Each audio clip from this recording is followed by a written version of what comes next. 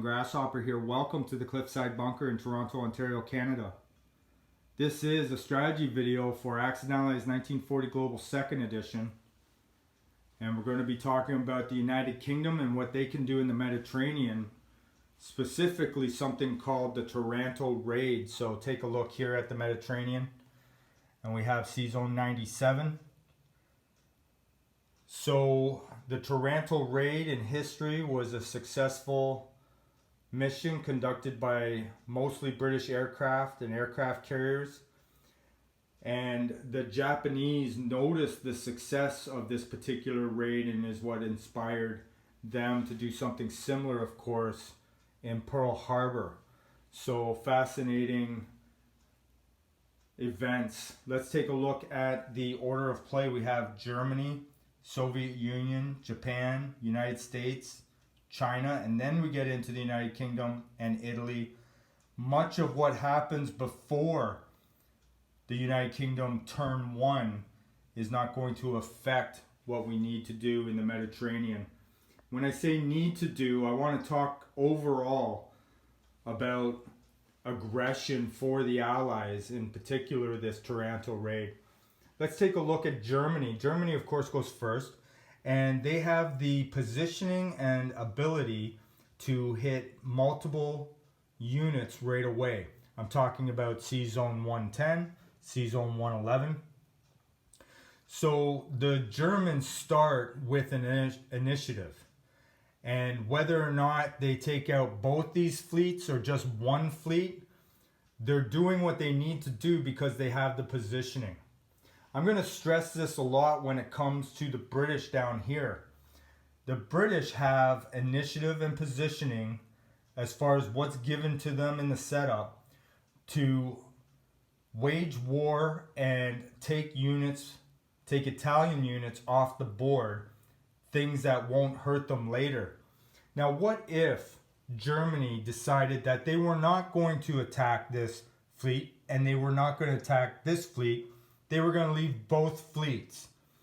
Well, what would happen is the UK would take those ships, amalgamate them, maybe build on them, provide a 4-plane scramble possibly, and the Germans would never be able to have the strength or the positioning to deal with that fleet for the rest of the game. So initiative and positioning are very important when discussing these things, because I would be happy even if the Germans take out 110 and leave 111. Obviously, there'd be needing a plan, a significant plan as to why they would leave one fleet and only take out one. But leaving both fleets is totally unacceptable because they have initiative and positioning. Let's take a look here at the Mediterranean. Now, there won't be much in regards to change here as far as the setup goes when it comes around to the United Kingdom's turn. United Kingdom is going to be able to bring in forces, bring in units, and basically have their turn one positioning look very, very close to this. Now, the Germans may bring down an aircraft here on this airbase to provide a 3-plane scramble. Or they might bring a fighter down here to prevent Tobruk, or to make it harder for an amphibious assault on Tobruk. Now, really great players, and when I'm talking to great players, the best in the world, they will take out 110, they will use their aircraft to come down and land here. That's called an aggressive defense. They want to make sure that they keep Tobruk. And by doing that, by bringing down 2-3 planes, they're almost guaranteeing themselves to take Cairo because they know how. Now, if a player decides to take only one fleet, as a teammate, I'd like to know why. And a strategy to come down and be aggressive in their defense here on Tobruk is a good reason why. But to have aircraft not doing anything when you can take out both of those fleets when you have positioning and strength, You know, that's not something that we want to do. Now, this video, these strategy videos are primarily for new players. I'm not talking about experienced players that have done these types of battles and have done through these scenarios in their head and on the table many, many times.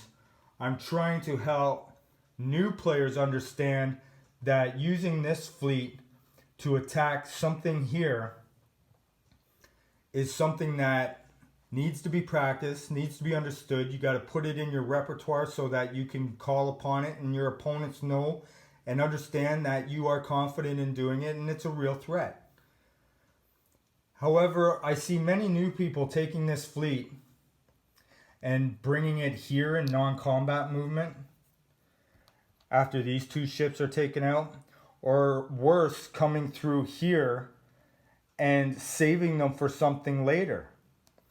What that something is, in my opinion, cannot trump the positioning and the strength and the initiative to take something out significant here. Now, we have a transport, and a transport for the Italians. 3 transports for the Italians to use turn 1 is just not acceptable. I'll never suggest this fleet coming through here and attacking nothing in this fleet. That's like the Germans not attacking anything here. When you have the initiative and the positioning to attack, even though the Allies need to be on the defensive for the most part in the first early rounds to preserve, to build, and to get themselves in a good position to wage war, we're not going to just ignore the good positioning that we have right now in the setup. Now, like I said, a fighter could come here, provide a 3-plane scramble. Maybe a tactical fighter. Maybe you'll see 1 at least fighter here into Tobruk, maybe 2. Okay. Now, that's the only thing that is going to change about what we're looking at here when it comes around to the United Kingdom's turn. Now, let's get into the actual battle. Well, why wouldn't we do Taranto? A German fighter here is not enough to prevent us from doing Taranto. It's not like, oh, there's a German fighter there, can't do it. Now, back in the day when I first started this game, I was not doing Taranto.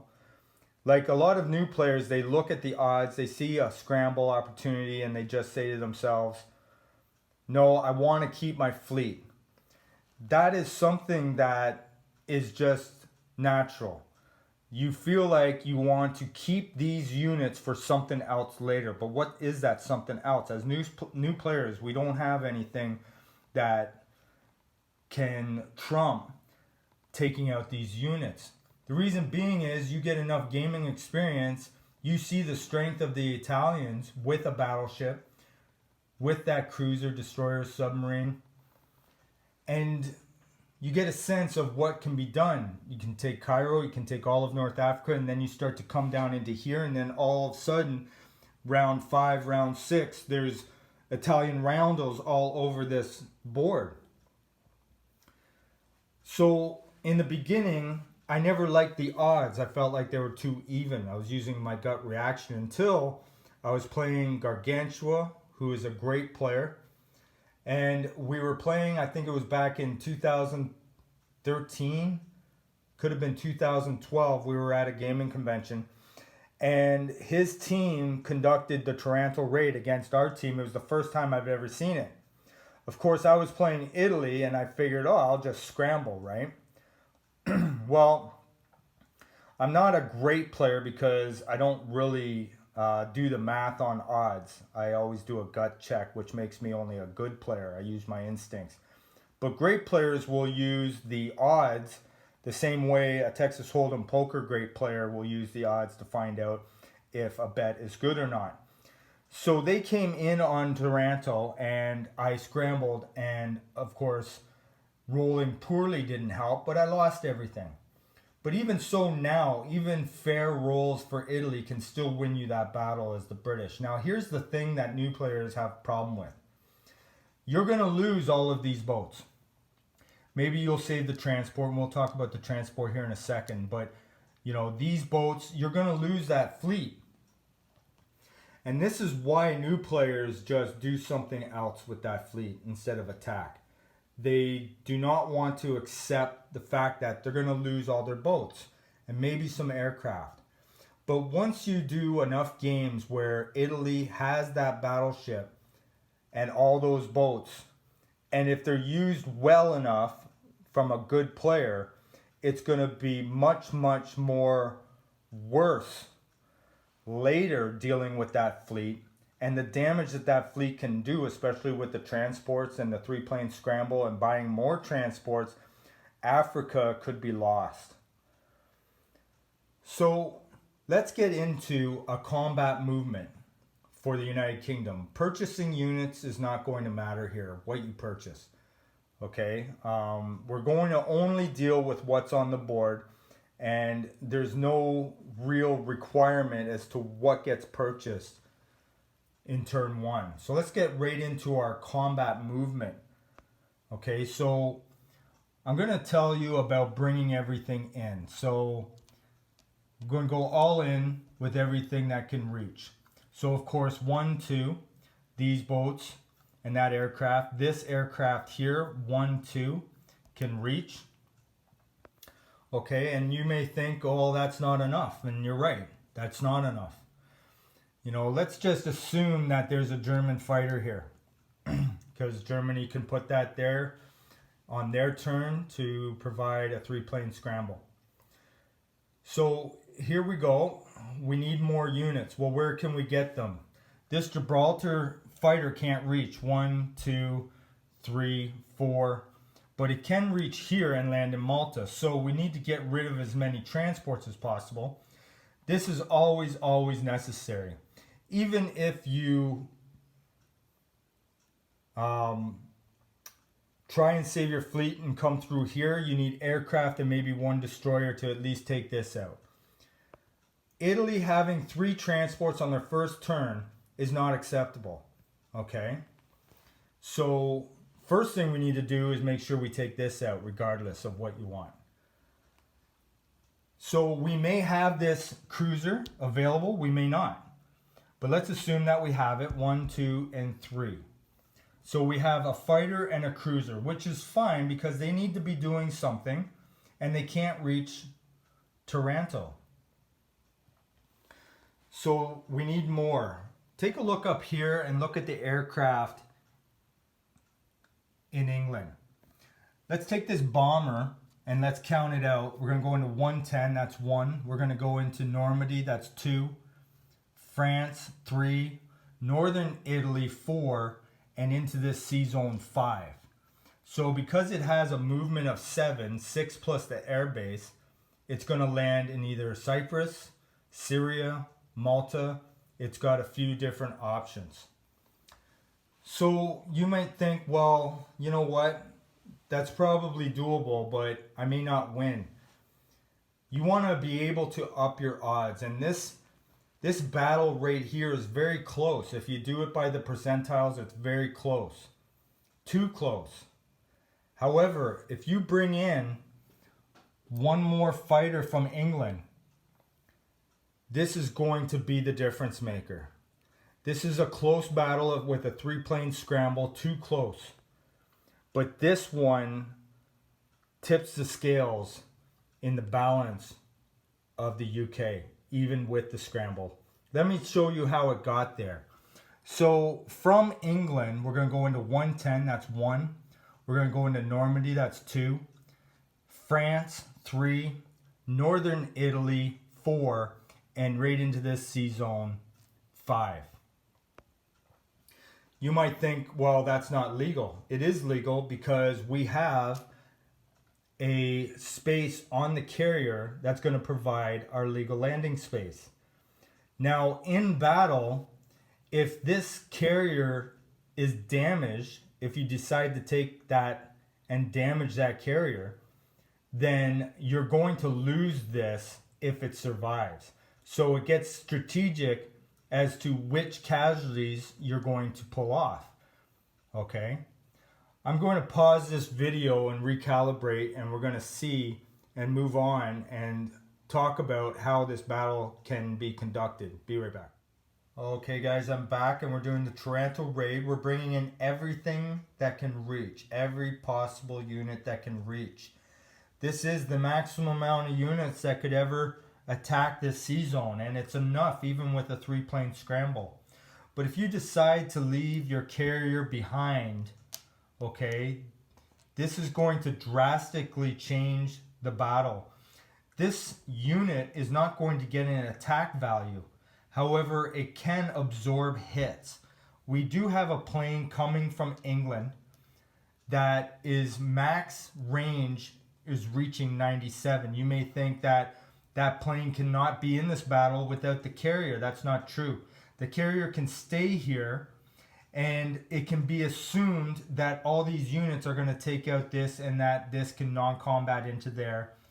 So that is a legal landing for the aircraft from England, even if the carrier does not come in. But we want the carrier to come in. There's no reason for the carrier not to come in. Okay, even if you take all this out and you squeeze this through, you're going to lose all of this and possibly only be left with a damaged battleship. The damaged battleship is not a successful Taranto raid. A successful Taranto raid is eliminating all 3 ships. Now, to do that, we're going to bring in the carrier because we want to make sure we're going to absorb hits with the carrier. And yes, if you do absorb a hit and damage the carrier, the plane from England cannot land. Even if it survives, it's going to be taken off the board. But we want to go all in to make sure that we have our best odds available, especially with the 3-plane scramble. Now, I've seen Taranto raids get poor dice, and without this fighter, or with this fighter and without the carrier, it can turn out really bad for Britain. Really bad that they could lose 4 aircraft and the Italians get left with a damaged battleship. Everything amalgamates together, the damaged battleship gets repaired, and maybe they purchase a destroyer that goes in there and a carrier and a transport, and even this, if it survives, is not enough to deal with that. Especially with German planes coming down. So we're going to put the carrier in there. Now you may also say that, you don't need this plane up here. You can actually use the Gibraltar plane to come in here in the same scenario. It's max range. So if the carrier gets damaged in battle, which it probably will, then you're going to lose the Gibraltar plane. But is this enough to take out this destroyer? This cruiser? I don't gamble that way. I bring this in to make sure I get rid of that. Even if you hit this and this hits you back, the transport's left behind. We're trying to get rid of transports. And worse, if you miss here and they hit you, they get left this, you lose the cruiser, and any success in the Taranto raid is going to be null and void. So we're going to leave this Gibraltar fighter here, and we're going to bring down the fighter from England. Now, what is something that can prevent this from happening? Not much. Like I said before, there's going to be positioning. The setup is going to be very similar, other than maybe a German plane being there. However, if during Germany's turn, the UK decides to scramble 3 aircraft into 110 and they lose them all, you will not have that plane, that fighter down here to tip the odds in your favor. Sometimes great players will provoke a scramble into 110. They will lose aircraft just to prevent this. But we're talking about great players against great players. As new players, we want to go all in with everything that can reach, even if this fighter is not there. even if it's only a 2-plane scramble. We still want to be safe and get the experience of knowing that we can get there. Now, depending on what hits, you can take off units and still be left with an aircraft carrier and 2 fighters.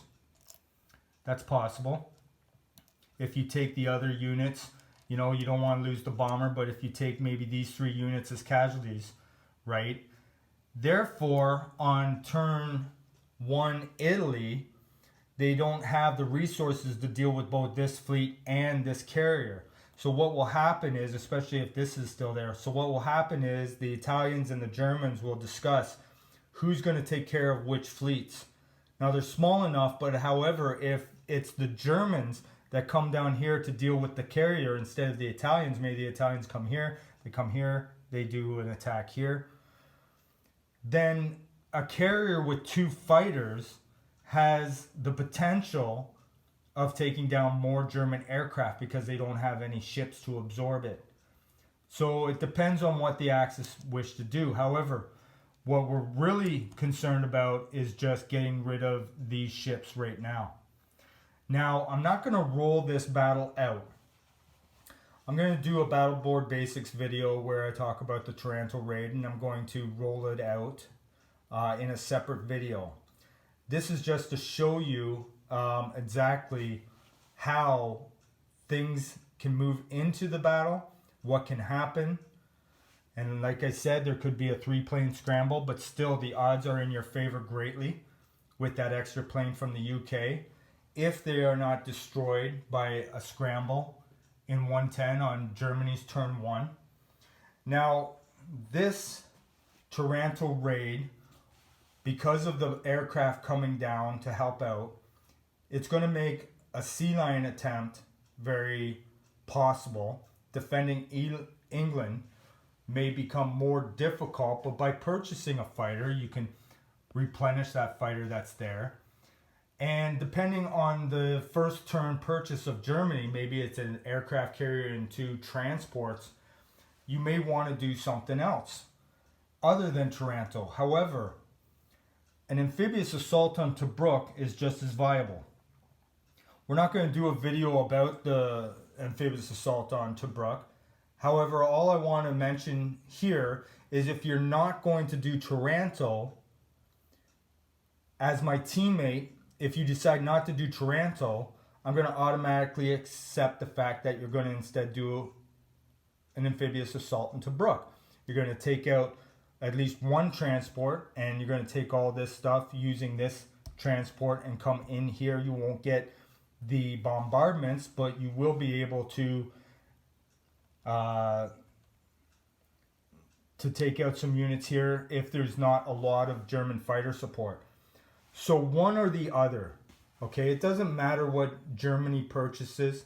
It could be a fake Sea Lion attempt, could be a feign, but we want to take out these ships or land and take out Tobruk. Now to do so, you're going to lose all these units because any ships that are left behind are going to be destroyed by the Luftwaffe. And these planes are going to have to land either in Malta or the bomber. I suggest everything that survives landing in Malta. Even the tactical bomber that was on the carrier, 1, 2, 3, 4, Malta. So, and also too, here in Tobruk, you're going to lose all these units. And I'm not going to sugarcoat it. One or the other, you're going to lose a lot of units. But you're going to be suppressing Italy and their progress. It's a punch to the nose that they can't really possibly claim as much as they want. Now, if you do Taranto, it's still possible with a ton of German air support that Tobruk and the Italians take Cairo. It's still possible. Taking this out will help, but leaving the battleship is the same. It's just a drawback. It's going to take longer for the Italians to accomplish. If that is in fact their goal, it's possible. Great players can take Cairo. There's nothing that can be done by the British, especially moving their fleet out here. You wouldn't be saving Cairo by doing that. Okay. So this is the Taranto raid. I'm really expecting new players to do one or the other as a teammate. Yes, it is aggression, but it is proper aggression. There's a difference. When you have initiative and positioning to take out enemy units right away, then you must do it. Now, if you're left behind with something, consider that you could take these all out. Take all these, if there's a 3-plane scramble, you could take all these out. You could get lucky and be left with a carrier and 1 plane, or maybe be left with just 1 cruiser. That's 1 cruiser that could take down another plane or another ship on defense. So there's aggressive defense as well. So I hope you enjoyed this video, guys. It's for new players. I'm trying to help them build the confidence to do something that they could do.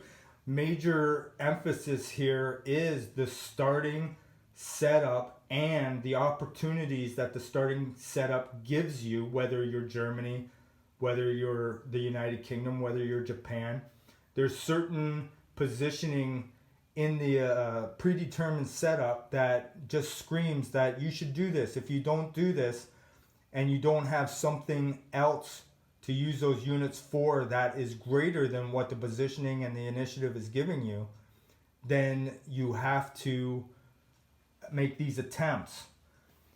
Because I can tell you, Italy does not want to lose their battleship. Italy does not want to lose transports. They only have a starting income of 10 IPCs. So getting up and getting going in Africa is going to determine a lot on what the UK can take out in their turn 1. Now, I've seen a lot of times where they lose their ships and Italy just goes and does can openers for Moscow advance to help Germany take Moscow that much faster. And, you know, when you're free in Africa to do something, build maybe a factory here, maybe send fighters up here, and there's no threat in the Mediterranean as far as landings, as far as ships, then you're free and you're not fighting a 2-front war. Okay? So thanks a lot, guys. I hope that was helpful. Really appreciate you guys subscribing to my channel. And I hope that as new players that we try these things and understand, you know, when you're playing Italy, of course, and your opponent doesn't understand this aggression, as Italy, you can understand the successes you have in keeping much of your ships. So it's twofold. If you're playing Britain, you want to be aggressive. If you're playing Italy and your partner or your opponent does not do any of this and bring their ships here, you can rejoice as Italy. You're going to have strength and power in the Mediterranean to take most of, and maybe in later rounds, all of Africa and become rich. I've seen it many times. So, cheers, guys. Thanks for the comments. Thanks for the likes. Please share my videos with your friends. And please, if you wish to support me, you can go to my Patreon page. I'll put a link in the description box of this video. And I'll do more videos on strategy and tactics to help new players get into at least much of what good players and experienced players know already, so that you don't spend so much time experiencing and understanding a lot of the standard moves that this game offers. So have a great day, guys. May all your dice rolls be 1s. Please comment if you have any questions. And until the next video, cheers.